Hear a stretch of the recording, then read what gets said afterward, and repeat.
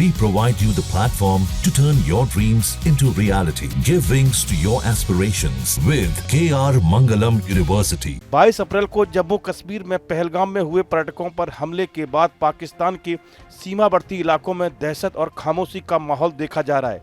इस हमले के बाद खास तौर पर पाकिस्तान के सीमावर्ती गांवों में न सिर्फ जनजीवन ठहर गया है, बताया जा रहा है कि हालात ऐसे हैं कि मस्जिदों में नमाज तक नहीं पढ़ी जा रही। जी हां, वहां की मस्जिदों में नमाज भी बंद हो गई है।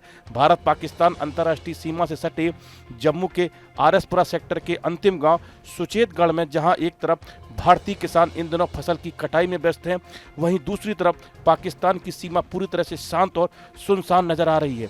पाकिस्तानी इलाकों में न तो कोई हलचल दिख रही और न ही खेती में कोई गतिविधि हो रही। स्थानीय ग्रामीणों के अनुसार पहलगाम हमले से पहले पाकिस्तान की ओर से काफ़ी चहल पहल रहती थी। वहां के किसान अपने खेतों में नियमित रूप से काम करते थे और कई बार अपने पशु भारत की सीमा के करीब ले आते थे ताकि उन्हें चारा मिल सके। लेकिन अब हालात बिल्कुल उलट हैं। गांव के सरपंच ने बताया कि हमने पहली बार देखा है कि पाकिस्तान की मस्जिदों से अजान की आवाज़ तक आनी बंद हो गई। इससे पहले सिर्फ कारगिल युद्ध के दौरान ऐसा हुआ था। गांव के लोगों का कहना है कि आरएसपुरा सेक्टर के ठीक सामने पाकिस्तान का सियालकोट क्षेत्र स्थित है, जो कुछ ही किलोमीटर की दूरी पर है। इस क्षेत्र के कजरियल, ऊंची बैस, कसीरे और गूंग जैसे गांव इन दिनों पूरी तरह से वीरान हो चुके हैं।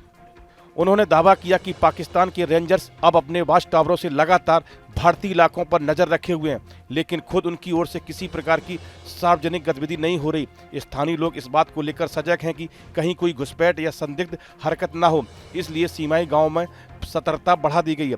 अब आरएसपुरा के ग्रामीण भारत सरकार के साथ पूरी मजबूती से खड़े नजर आ रहे हैं। उनका कहना है कि अब समय आ गया है कि पाकिस्तान को उसके किए की सजा दी जाए। हम शांति चाहते हैं, लेकिन जब हमला हमारे नागरिकों पर होता है तो चुप रहना संभव नहीं। 22 अप्रैल को पहलगाम हमले के बाद भारत और पाकिस्तान के रिश्ते लगातार खराब हो रहे हैं।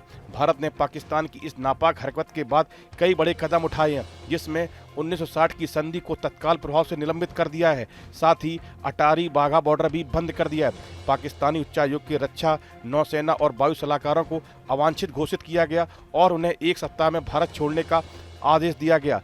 पाकिस्तानी नागरिकों के लिए सार्क वीजा छूट योजना रद्द कर दी गई और भारत में मौजूद ऐसे नागरिकों को 48 घंटे में देश छोड़ने का निर्देश दिया गया। भारत सरकार ने पाकिस्तान के खिलाफ निर्णायक कार्रवाई करने की लगातार तैयारी तेज कर दी है। पहलगाम टेरर अटैक के गुनहगारों का हिसाब अब होकर रहेगा। भारत के बच्चे बच्चे को यकीन है, खुद पाकिस्तान भी चाहकर इस सच से मुंह नहीं फेर पा रहा। इसके संकेत मिल रहे हैं। खुद पाकिस्तान खौफजदा है। पहलगाम आतंकी हमले के बाद से ही उसकी रातों की नींद उड़ी हुई है। इंडियन आर्मी को खुली छूट मिलने और सीएसएस की बैठक को देखते हुए पाकिस्तान को यकीन है कि भारत उस पर जो अगले 24 से 36 घंटे के भीतर हमला करने वाला है। इस वीडियो में फिलहाल इतना ही। आप बने रहिए न्यूज नेशन के डिजिटल प्लेटफॉर्म के साथ। न्यूज नेशन अब व्हाट्सएप पर खबरों के ताजा अपडेट के लिए न्यूज नेशन के इस क्यूआर कोड को स्कैन करें।